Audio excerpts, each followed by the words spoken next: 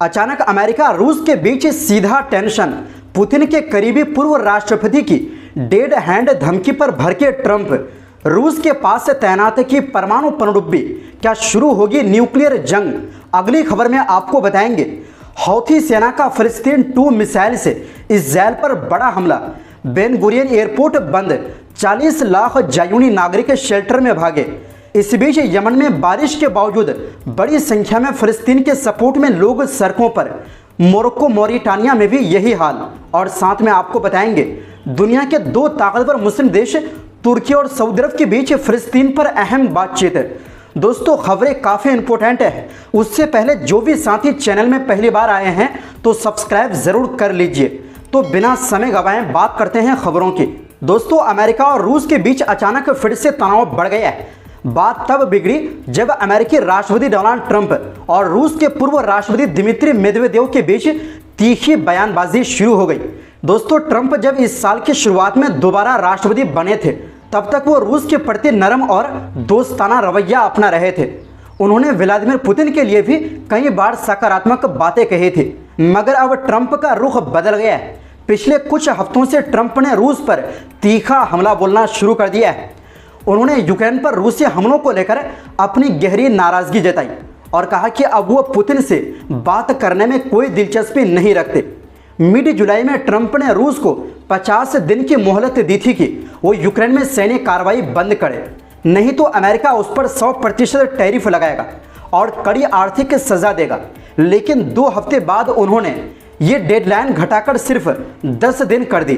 Trump ने कहा कि रूस की तरफ से कोई जवाब नहीं आया, जो शर्मनाक है। रूस की तरफ से जवाब आया, लेकिन पुतिन की जगह बोले उनके पुराने साथी और पूर्व राष्ट्रपति दिमित्री मेदवेदेव। उन्होंने ट्रंप की धमकी को जंग की धमकी बताया और कहा हम ना तो इजराइल है ना ईरान। मेदवेदेव ने यह भी याद दिलाया कि रूस के पास सोवियत यूनियन के समय की परमाणु ताकत मौजूद है और अगर ज़रूरत पड़ी तो वो आखिरी हथियार के तौर पर इसका इस्तेमाल करेगा। ट्रंप ने भी जवाब देने में देरी नहीं की। उन्होंने अपने social media platform truth social पर लिखा, मेदवेदेव जैसे लोग खतरनाक खेल खेल रहे हैं। कोई जाकर बताओ कि वो पूर्व राष्ट्रपति अब राष्ट्रपति नहीं है, उसे अपनी जुबान संभालनी चाहिए। इसके बाद ट्रंप ने अमेरिका के 2 परमाणु पनडुब्बियां रूस के पास तैनात करने का आदेश दे दिया ताकि रूस को समझ आ जाए कि अमेरिका कोई मजाक नहीं कर रहा। आपको बता दें कि ट्रंप के इस ऐलान पर दुनिया भर में हड़कंप मच गया है। वहीं कुछ घंटे बाद मेदवेदेव ने फिर जवाब दिया। उन्होंने तंज कसते हुए कहा, अगर मेरे शब्द ट्रंप जैसे ताकतवर राष्ट्रपति को इतना चिढ़ा सकते हैं तो इसका मतलब है कि रूस बिल्कुल सही रास्ते पर है। मेदवेदेव ने ट्रंप को डेड हैंड यानी मौत की मुट्ठी याद दिलाई। यह रूस की वो परमाणु प्रणाली है जिसे अमेरिका के Star Wars missile defence programme के जवाब में तैयार किया गया था। यह सिस्टम इतना खतरनाक है कि अगर रूस की पूरी लीडरशिप मर भी जाए तो भी ऑटोमेटिक तरीके से मिसाइलें लॉन्च कर दी जाएंगी। वहीं दूसरी ओर दोस्तों यमन की हौथी सेना ने एक बार फिर इजराइल के सबसे अहम एयरपोर्ट पर हमला किया है।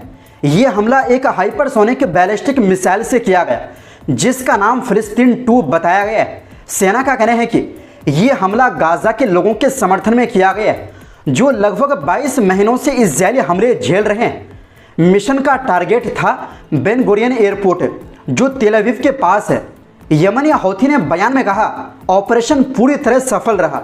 करीब 40 लाख ज़ायूनी नागरिकों को शेल्टर में भागना पड़ा और एयरपोर्ट पूरी तरह बंद हो गया। यह हमला यमन की ओर से जारी हवाई नाकेबंदी का हिस्सा है। इसका मकसद इजराइल पर दबाव डालना है कि वो गाजा में हमला बंद करे और घेराबंदी खत्म करे। यमनी हौथी इससे पहले भी कई बार इसी तरह के मिसाइल हमले एयरपोर्ट की तरफ कर चुकी है।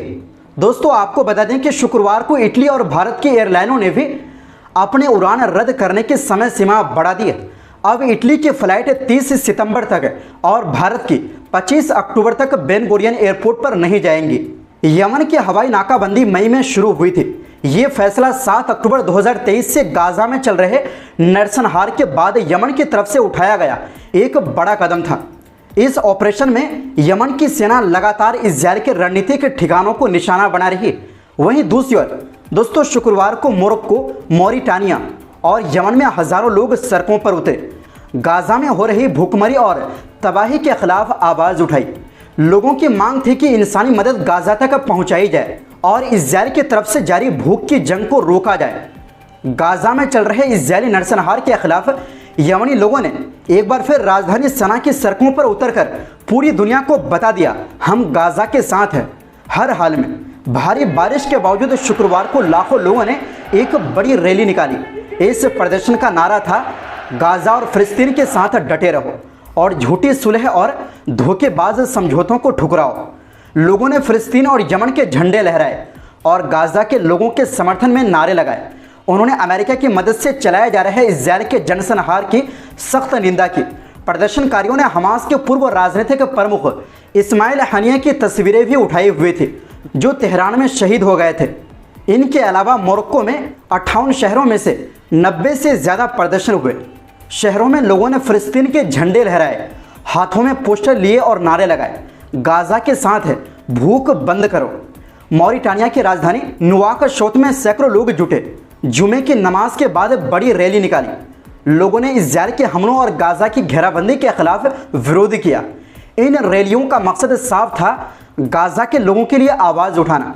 दोस्तों, 7 अक्टूबर 2023 से गाजा पर इजरायल के हमले जारी है। करीब 2,08,000 लोग मारे गए या जख्मी हुए। वहीं दूसरी ओर दोस्तों, शुक्रवार को तुर्की के विदेश मंत्री हाकन फिदान और सऊदी अरब के विदेश मंत्री प्रिंस फैसल बिन फरहान अल सऊद के बीच फ़ोन पर बातचीत हुई। इस बातचीत में गाजा के मौजूदा हालात और फिलिस्तीन को एक स्वतंत्र देश के रूप में मान्यता देने के संभावित कदमों पर चर्चा हुई। दोनों मंत्रियों ने संयुक्त राष्ट्र महासभा में पास किए गए प्रस्ताव के आधार पर फिलिस्तीन की मान्यता के लिए उठाए जाने वाले अगले कदमों पर भी विचार किया। तुर्की ने फ्रांस, ब्रिटेन, कनाडा जैसे देशों द्वारा फिलिस्तीन को मान्यता देने की कोशिशों का स्वागत किया है। ये कदम ऐसे समय पर आ रहे हैं जब गाजा में भूखमरी और अकाल जैसी स्थिति बन चुकी है। इजरायल की घेराबंदी की वजह से वहाँ लोगों को खाना नहीं मिल पा रहा। भूख और अकाल के हालात सबसे बुरे स्तर पर पहुँच चुके हैं। इस हफ्ते भूखमरी पर नज़र रखने वाली सबसे बड़ी अंतर्राष्ट्रीय एजेंसी ने कहा कि इजरायल की सैन्य कार्रवाई और नाकाबंदी ने गाजा में सबसे खतरनाक मानवीय संकट खड़ा कर दिया है। दोस्तों, आपको बता दें कि फ्रांस के राष्ट्रपति एमैनुअल मैक्रोन ने कहा है कि सितंबर में यूएन महासभा में उनका देश फिलिस्तीन को आधिकारिक मान्यता देगा। अगर ऐसा होता है तो फ्रांस ऐसा करने वाला पहला बड़ा पश्चिमी देश होगा। अब तक यूएन के 193 देशों में से 144 देश फिलिस्तीन को एक स्वतंत्र देश के रूप में मान्यता दे चुके हैं। इनमें ग्लोबल साउथ के अधिकतर देश, साथ ही रूस, चीन और भारत शामिल है। तुर्की और सऊदी मंत्रियों ने सीरिया की स्थिति पर भी चर्चा की। हाल ही में तुर्की और 10 अरब देशों ने मिलकर सीरिया की संप्रभुता, एकता और स्थिरता का समर्थन दोहराया है। उन्होंने सीरिया में विदेशी हस्तक्षेप और इजरायली हवाई हमलों की निंदा की। तुर्की ने सीरिया में इजरायली हमलों के बाद वहां संघर्ष विराम कराने में अहम भूमिका निभाई।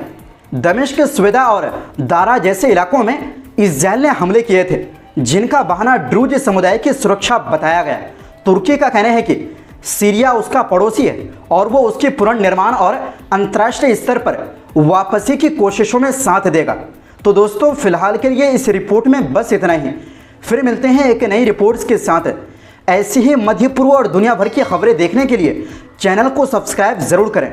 बहुत बहुत शुक्रिया। खुदा हाफिज़।